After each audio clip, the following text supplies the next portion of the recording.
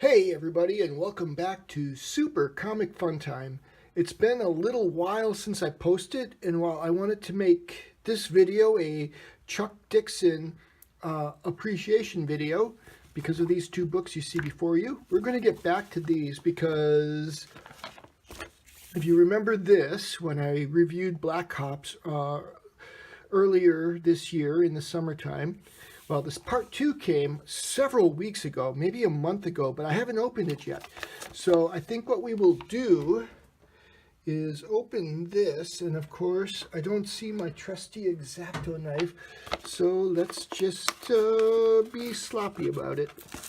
Since I started the video, I started this video and I did my testing 1, 2, 3 to make sure that my headphones were working okay and could pick up the sound. So anyways, yes, here we go. Mark Pellegrini and Timothy Lim are the two cover credits. I really enjoyed this one, the first part, which had me in tears. And so it's kind of amazing that I've waited this long, but it's been a busy fall for me.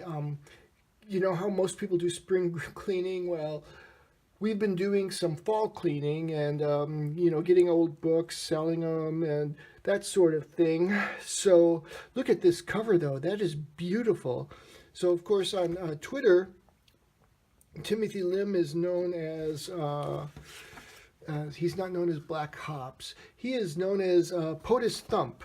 So, yeah, I've followed him for a while, maybe a year and a half. And this book was really great. It's basically about a rabbit who goes behind the lines in North Korea. And the really amazing thing is, I think I read this book just after all this amazing stuff happened with North Korea, and instead of being belligerent, some peace appears to be breaking out. So maybe POTUS Thump, both POTUS Thump and Black Hops, the Black Hops rabbit, have something to do with it. So I look forward to rereading this one since it's been a while. Then I'll read this one and I will do a review on it. And look at that. That is just awesome artwork. So in real time, I have been reading Dark, or Justice League Dark, and they have this story arc going across many issues. Then the next week is, this Wednesday, I should say, Wonder Woman 57 is going to continue the story, so I'm definitely picking that up this week. I forget what else is coming. I've been reading Venom. Venom started a new arc. The first 6 issues completed kind of like the God is Coming arc, and now, what's his name, Eddie Brock, is kind of being interrogated by evil Reed Richards from the Ultimate Universe, I think. I don't know too much about him, but I think after Secret Wars, I read one issue of one of the Avengers book, which there were like 4 Avengers book after Secret Wars. And so, yeah, it's interesting. He wears this funny thing on his head, and I just did a hand gesture you can't see. So let's get into our Chuck Dixon appreciation. So these are 2 books that came from my Batman Day pack, the video I did back in September on Batman Day. And so I really enjoyed both these books. I enjoyed this one more, but both of these are kind of one and done stories. Both are kind of pulp. Let's go through the one I did not, it was great, but it just, it wasn't as good as this one, in my opinion. Now, other people might have, it was still pretty good. So I'm just saying I preferred the other one better. But one thing about this one, oh, look at this, November 22nd, Independence Day. So this is back in 96, I think. This one is 97, so this one has to be 96. No, it's 97. So I guess Independence Day came out in 97? I certainly don't remember that. I thought it was 96. Anyways,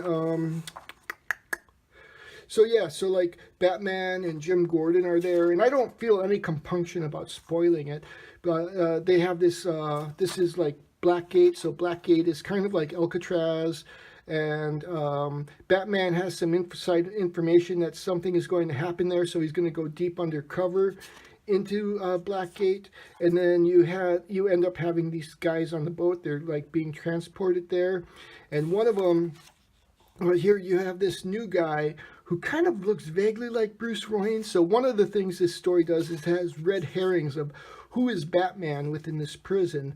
And so, like, yeah, they kind of riot on the boat. And it kind of reminded me of The Dark Knight, you know, with the Joker, where you had the people on the transport and the people. I mean, the civilians on a transport and the prisoners on a transport. And the Joker was kind of playing that off. In this case, it's not quite the same. This is one of the major characters. He sells stuff within the prison. You know, it was good, but I kind of feel like, I don't know. So, like, yeah, Batman shows up in the prison, but he's, like, disguised as one of the prisoners. So, like, they're planning something big. And I don't know. I just really enjoyed it. I really enjoyed the artwork. It is a little dark. I think it's showing up really well on my camera as I'm looking at it. So yeah, look at this. You have this guy. I can't remember who anybody is. I read this like last week, and I'm sorry. His name is Steel Jacket. So you have this kind of horror element going on here. And it was basically a good story. These guys are planning a breakout, and Batman is there to foil it. And then the warden of Blackgate is kind of like, a jerk. And I can't remember, like, is the Flash has a kind of Blackgate prison too, but they're not the same. So at least I don't think they're the same. But it seems, it has this kind of similar feeling to it, that the Blackgate and the Flash in this one, where as far as the wardens go, the wardens are kind of like the rulers of it. And so, like, the prisoners actually start killing these people. Like, there's 3 people. There's the new guard, there's the guy who's in the infirmary, and I think there's a 3rd one, and they just kind of kill everybody because they kind of know Batman's on the island someplace. And then they break out, and then, yeah, I don't know. It was a good story. It was a good time. I feel like I'm not doing it justice. But it's because I want to get to the other one. Here you got Batman punching this guy, and this guy, I think he's the Birdman from Bane. I can't remember, though. He just reminded me of that.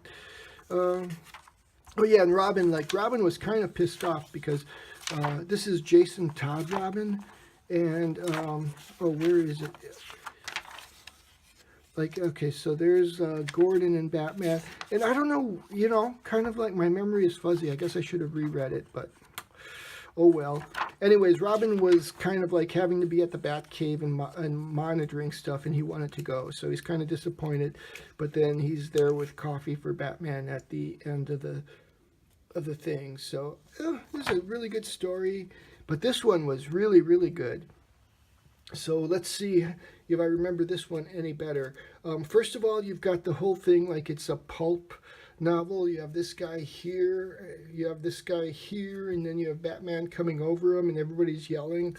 And issue number 10.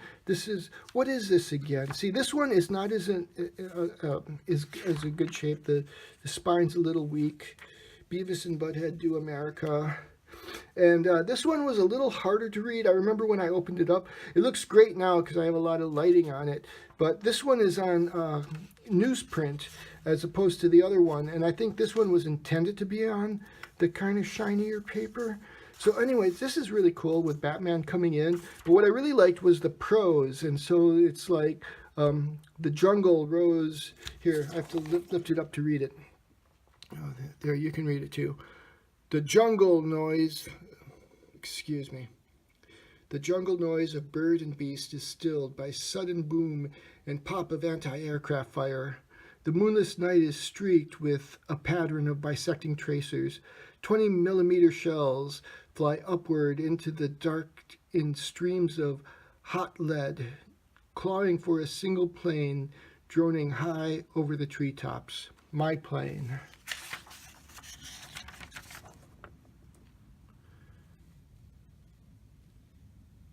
The C-130 judders and yaws under the... See, this is like one of the problems. It's like kind of hard to see, like they kind of shade the part of the top part of the box, and I'm not really sure why they did it. It did make it a little difficult to read even the first time through, and doing this live now on camera. Okay, so the C-130 judders and yaws under the pounding she's getting from the guns below. I just love the text here. I'm not going to try to read anymore because I can see myself stumbling over it. And it is like, you know, the worst thing about it is just how dark everything is, and making the top of the box shaded like that. It did make it difficult to read even when I was reading it on the bus. So anyways, what's going on here is, what's his name? Lucius Fox, along with some other Wayne employees, get kidnapped. And so Batman goes in to try to rescue them. And we get this sort of like, you know, so we get, the story starts with Batman parachuting into the jungle. And then we like do a flashback, and here we have Lucius Fox like talking to this guy who's a government official, and it's like they want to bring some Wayne Enterprise businesses down there, but it's kind of an unstable situation, and this guy is saying, look, my country is poor. If we can get this contract, if we can get this deal, everything will be cool and we'll be doing better. But then like they go and and they get hijacked, and the two Wayne employees, I forget her name right now, but she was kind of like somebody who was in the the Israel military. So she kind of reminded me of Gal Gadot, you know, who plays Wonder Woman now, because she was in the, I guess it's called the IDF. Anyways, so like, you know, this is a few years before 24 came out, but I remember like in the early years of 24, people would always get kidnapped by having a random truck run into their vehicle.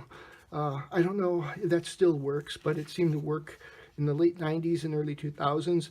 And then we're meant to think this guy gets killed. Spoilers, he doesn't. He's like kind of the mastermind.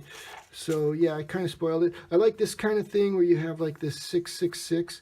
Well, you know, because that's who they get kidnapped by. The terrorist group is called the Six in Spanish, which is like Cinco Seis. So the Seis. And so here you have this kind of 666 iconography going on, which I kind of thought was cool.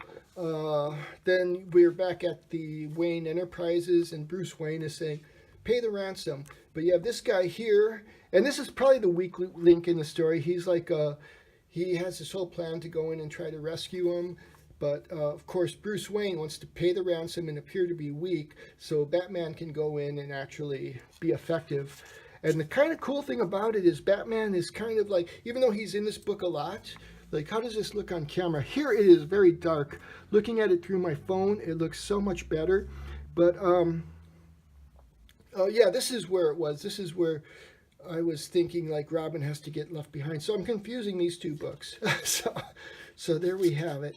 That's why I couldn't find Robin. So it looks so much better through, like, the phone, because you can, you know, the way the camera focuses and whatnot. So yeah, this was just a great book. And so like Batman goes in. This is it's told in chapters. So let me just see if I can read this part. See, this part is easier to read than like when they're in these word boxes and the top part is shaded. So here we go. The jungle holds its breath as though anticipating the chaos of the next few moments. This silence is no peaceful hush.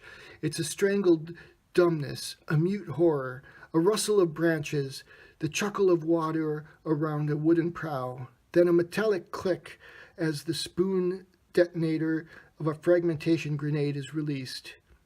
A few quiet seconds, the last seconds 10 soldiers' lives. So yeah, this is the guy, the security guy from Wayne Enterprises, and they're having a grenade dropped on them.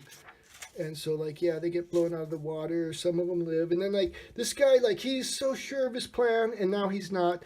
I had a little trouble with that, but for the most part, this was a great story. And I especially like in the first two chapters, the kind of pulp essence, and then like, look at Batman coming out of the water. That is just so cool. Let's see if I can read this part here. damn Bruce Wayne and his weakness. Damn him that his voice doesn't make men shudder and obey like mine does. And so it's just kind of cool. So you got this, the first two parts I read, then like mine does, and Batman is coming out of the water, and it's like, it is so cool. It's like, you know, because he's recognizing this is a guy he told to stand down, but this guy just saw Bruce Wayne's weakness and decided to go ahead with it anyways. And, you know, it's something I would think Batman could anticipate, but it was like, that was something I could overlook. Whereas, like, you know, his coward, it would be nice if he was really competent, but, you know, the Sace were even more competent, or there was like something else there instead of just him being not as... Because otherwise, why is he working for Bruce Wayne? It doesn't make sense. So, you know, that's like my only kind of peeve with the story. And otherwise, it's good. It's like, look how good this looks on the camera. It's so kind of dark and muddy when I'm looking at it, but it looks really good through the camera. I really, you know, as much as the artwork as I could take in because of how dark it is, it was great. The prose is great. The writing is great. And, you know, it's just a great Chuck Dixon adventure. And I look forward to reading more of his stories. I mean, look at that. Look at the way the light is. This would have, you know, I don't know if it's just because it should have been on shiny paper and it's on newsprint, but it just looks so good in my camera. I just love it. I love it. Yeah, this is like, really, it was like making me wonder why I'm reading modern day comic books again, but some of them are good. I'm really liking Justice League Dark. I just got Venom, the annual, last week, but I haven't read that yet. And I do like Venom and The Flash. I've been really liking The Flash. And then, of course, I've been keeping up with whatchamacallit. So anyways, like late in the stories where we learn that the guy is, you know, the guy at the beginning, the fat guy from this country, which is a fictional country, and I don't remember what it's called. And so, like, yeah, Batman puts signs from him. That's the thing I thought was cool, is like, these people never see Batman. It's like, you know, these two are the competent ones, the lady who used to be in the IDF, and Lucius Fox. And then, but Batman is still there. He leaves clues for them, and they never see him, which I think is good, because they'd be like, huh, what's Batman doing here in the jungles? I thought he hung out in Gotham. And that might allow him to, you know, the people who don't know. I don't really know if, I think Lucius in here knows that Batman is Bruce Wayne, but I don't know that for sure. But definitely the other people don't. So if they suddenly see Batman in the jungle, they might put it together. So I think it's good that Batman is in this book a lot, but for the people who are like being held prisoner, he's kind of behind the scenes.